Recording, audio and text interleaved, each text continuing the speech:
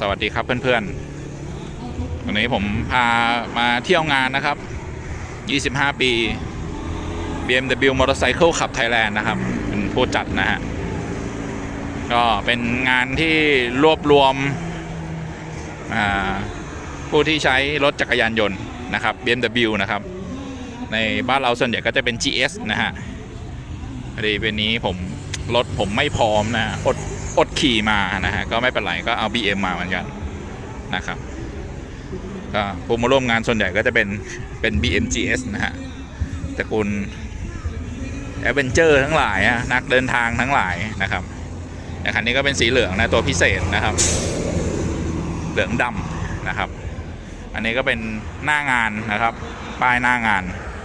เดี๋ยวเราไปเดินดูกันว่าข้างในมีงานเขา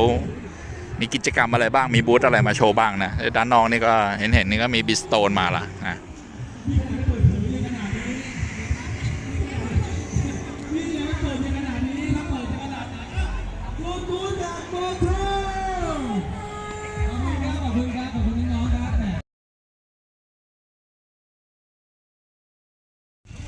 อันนี้ก็เป็นบูธขายเสื้อนะครับของ BM งานฉลองครบรอบ 25 ปีนะครับคณะกรรมการอันนี้ก็เป็นนะครับจากคณะกรรมการจัดงาน BM เมารถ R18 มาโชว์นะครับวันนี้เนี่ยมีบูธลิควิดโมลี่ด้วยนะครับเรียบร้อยหมดแล้วกระบะที่เข้ามาในงานนะครับพรุ่งนี้เรารบกวนให้ท่านนะครับจอดด้านขวาของในงานได้เลยนะครับบูธทัวร์เทคนะครับโมโตเล็กมามี KTM มาเราจะอนุโลมให้นะครับแต่พรุ่งนี้เราจะปิดนะครับปิดรถอาจจะเข้าไม่ได้ท่านอาจจะต้องไปจอดด้านขวานะครับด้านขวาอยู่ทางเข้าอยู่ตรง BMW มอเตอร์ลาดนี่เองนะครับโอเคนะครับหรือด้านหน้าส่วนมากเราจะด้านหน้าก็จอดมอเตอร์ไซค์ยาวได้เลยนะครับมอเตอร์ไซค์อย่างเดียวนะพี่จอดมอเตอร์ไซค์อย่างเดียวมีรถยนต์เนี่ยให้ท่านเนี่ยไปเข้าด้านขวาที่ตรงซอยข้างๆกับมอเตอร์ลาดถูกไหมครับพี่หนึ่งถูกนะครับทางป้ายเลยครับเราจะเขียนว่าจอดรถนะครับคาปักนะครับคาปักนะคาปักนะอันนี้ก็เป็นบูธของบิสโตนนะฮะในเอากระทิงมาให้ลองขี่กันด้วยนะก็มีขนยางมาโชว์นะนี่มีรถมาเซอร์วิสด้วยนะครับลมยางนะครับ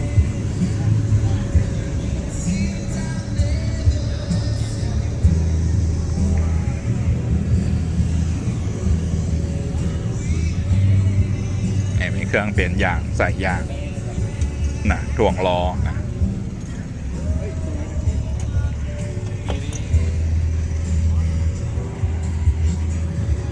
จะพาเดินเลาะไปเรื่อยๆนะฮะ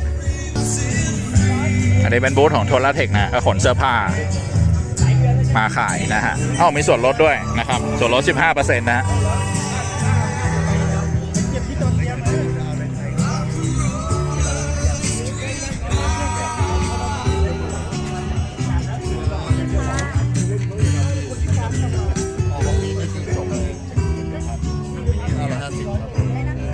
มันมีทั้ง2ชุดที่เป็นออคอมพลีทเลยสามารถประกอบรถได้ทั้งคันแล้วก็มีรถได้ทั้งคันแล้วก็เป็นเบสิกสำหรับนี่คาดูนะก็เป็นอุปกรณ์บลูทูธนะฮะบลูทูธอันนี้ก็ขายอะไรแบตเตอรี่บ็อกเซอร์ไบค์นะครับบ็อกเซอร์ไบค์นี่ก็เป็นโมโตเล็กนะโมโตเล็กก็มาออกบูธนะครับคนที่ขี่ BMW นะครับ KTM ก็จะรู้จักโมโตเล็กดีนะฮะอันนี้ก็ค่ายของ KTM นะมาออกบูธนะพี่หนุ่มมาด้วยนี่ก็เป็นโซนขายอาหารนะครับข้างในก็จะเป็นอะไรแม็กซิสนะโมตุนก็มานะครับเดี๋ยวไปดูใกล้ๆอันนี้ก็อะไรโมโตแฟนนะขายอะไรขายไฟสปอตไลท์นี่แม็กซิสก็เอายางรถแอดเวนเจอร์มาโชว์นะ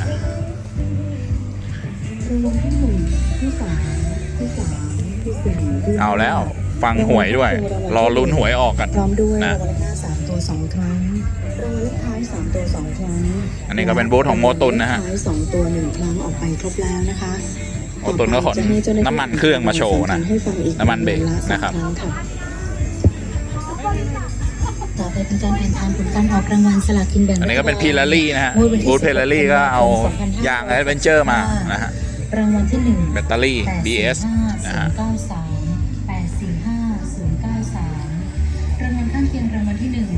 845 092 845 092 เดี๋ยวเราไปดูด้านนู้นต่อนะฮะ 845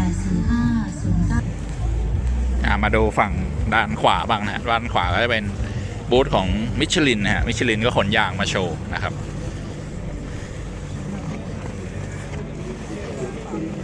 ตระกูลอนาคีนะครับอนาคีใครเคยใช้ก็น่าจะชอบนะผมก็ชอบไออนาคีนะครับนี่มีตระกูลอะไรอนาคีเป็นแบบดอกบางๆหยาบๆนะแล้วมีอนาคีแอดเวนเจอร์ผมเคยใช้อนาคีทูนี่ชอบมากนะฮะเกาะถนนดีมากนะฮะบิดจนลืมตัวเลยว่าเป็นรถแอดเวนเจอร์นะฮะนึกว่าเป็นรถทางเรียบนะครับ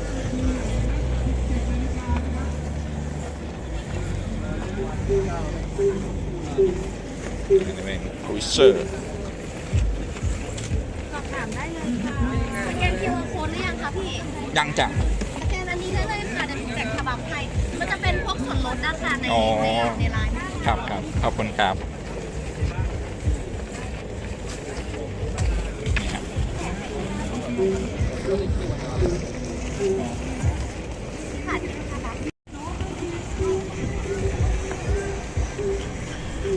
ตัวต่อมาก็จะเป็นของแพนด้านะแพนด้าไรเดอร์ก็เอาอุปกรณ์มานะครับ ขาจับโทรศัพท์นะสายรัดนะครับพาเข้าไปดูหน่อยหนึ่งนะครับอันนี้ก็จะเป็นพวกสายรัดนะฮะสายรัดกระเป๋าเดินทางนะฮะก็สายแอดเวนเจอร์ก็เป็นเขาเรียกว่าอะไรของต้องมีนะฮะมัดเต็นท์มัดอะไรนะครับนี่ก็เป็นกระเป๋าเป้น้ำอันนี้ก็เป็นซิลนะฮะกันฝุ่นที่โชว์นี่ก็เป็นกระเป๋านะครับกระเป๋าท้ายสำหรับคนที่ไม่ชอบติดปี๊บนะก็ใช้เป็นถุงทะเลก็เป็นแบบนี้ก็ดีอันนี้ก็เป็นเคสนะขาจับนะครับขาจับเคสโทรศัพท์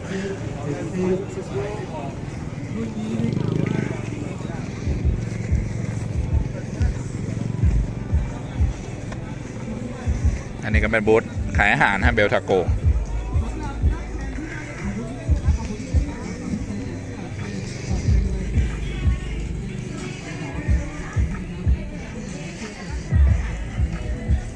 โนแรนกรุ๊ปนะครับก็เอาโมกันน็อกนะครับมาโชว์ตระกูล X Lite นะโนแรนนี่ผมใช้เปิดคางนะเป็นแบรนด์แรกเลยที่ผมใช้นะบิวอินบลูทูธด้วยดีมากเลยนะครับแล้วเปลี่ยนดีลเลอร์เปลี่ยนไปเปลี่ยนมาก็ใครที่มาเดินดูในงานก็มาเดินดูได้มันมีส่วนลดด้วยนะมีส่วนลด 30% นะอันนี้ก็ just one นะอันนี้ไม้ตัดนะฮะยางไม้ตัดก็เอายาง Adventure นะฮะทั้งทางเรียบทั้งดอกหนามนะเอามาโชว์นะครับอันนี้ก็เซน่านะเซน่าประเทศไทยก็เอาอุปกรณ์บลูทูธนะฮะแล้วก็กระเป๋าอะไรพวกนี้ถุงมือนะมาโชว์เดี๋ยวพี่เฟิร์สครับพี่เฟิร์สมาแล้วพี่เฟิร์สนะครับจะมาขบ นี่เป็นบูธของ Liquid Moly นะฮะกำลังจะบอกว่า Liquid Moly ก็ มาเปิดวันนี้ครับ เอาน้ำมันนะมาเอาน้ำมันมาโชว์นะครับมีเบอร์แปลกๆโหดๆนะเบอร์60นะเบอร์50นะทำจากที่ไหนนะนี่อันนี้ผมก็มีจำหน่ายนะฮะสั่งได้นะครับนี่ตัวนี้ก็จะเป็นดี 20W50 นะเป็นน้ำมันสำหรับฮาร์เลย์นะฮาร์เลย์อันนี้ก็เป็นพวกเคมีนะวันนี้ KTM นำเสื้อมาจากจำหน่ายนะครับเป็นรุ่นลิมิเต็ดก็คนมาโชว์เยอะอยู่เหมือนกันนะ มีเสื้อยืดนะครับคุณภาพดีนะครับคัตตอน 100% นะครับของ BM นะครับกับ BM นะครับ เสื้อมีกระเป๋านะครับเนี่ยพวกนี้ของที่ร้านผมมีหมดเลยนะ กระเป๋าก็มีนะครับ BM ได้นะครับแล้วมีเสื้อ นี่ก็เป็นของนะครับเอามาโชว์เอามาแจกนะสติกเกอร์ ที่บูธ KTM นะครับมีเสื้อฮูดด้วยโอ้โหแต่เสื้อฮูดของ KTM เนี่ยสวยทุกรุ่นเลยผมบอกนะครับท่านใดที่อยากจะสะสมนะครับเรียนเชิญ เดี๋ยวได้ไปดู KTM นะครับ บูธของ BMW นะขนมอเตอร์ไซค์ R18 นะครับมาโชว์เต็มเลย 1,290 เฉพาะในงานวันนี้ ปกติขายอยู่ที่ 999 บาท นี่ก็เป็นตัว R18 นะเวอร์ชั่นทัวริงนะฮะ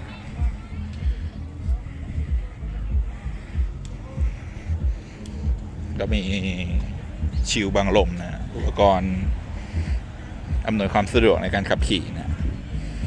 นี่ชื่อรุ่นนั้น R18B นะฮะ First Edition ประธานมาแล้ว โอ้โห เมื่อกี้มีมากระซิบจากCEO ของ Georgia Motor Travel นะครับ ในงานวันนี้ Georgia Motor Travel ครับสำหรับผู้ร่วมงานในวันพรุ่งนี้ นี่ก็เป็นเวอร์ชันที่ติดกระเป๋านะมีการล้มนะครับ เป็นส่วนลดนะครับ ส่วนลด 50% นะครับ มูลค่าเอาง่ายๆนะส่วนลดของ Georgia Motor Travel นะครับ ส่วนลดสูงสุด 50% มูลค่า 45,000 บาทนะครับแหมโอ้โหนะครับ วันนี้ผมบอกเลยว่า คันนี้ก็ ใครที่มางานนี้ ตกแต่งมา มากๆนะครับ มาครบเลยฮะมีบังลมนะ ซอยใหญ่เลยครับคุณน่านนะ มีเครื่องเสียงนะครับ ซอยใหญ่เลยฮะ มีจอ ซอยใหญ่เลย นะครับ ฮะไม่ยอม มีจอ LED ไม่ยอม ใหญ่ๆนะมาตรวัดนะครับ ไม่ยอมจ้าง มาตรวัด ไม่ยอมจ้าง ก็มีน้ำมัน ก็ต้อง นะครับ ทำเองอย่างเงี้ยพี่เอ้ย ความเร็ว โอเค นะครับ วัดรอบแล้วก็อันนี้เป็นอะไร นกหจาก Power Reserve มอเตอร์ทาวเวลแล้วนะครับ เปอร์เซ็น บู ต์ ทแม็ก นะครับ ซีฟ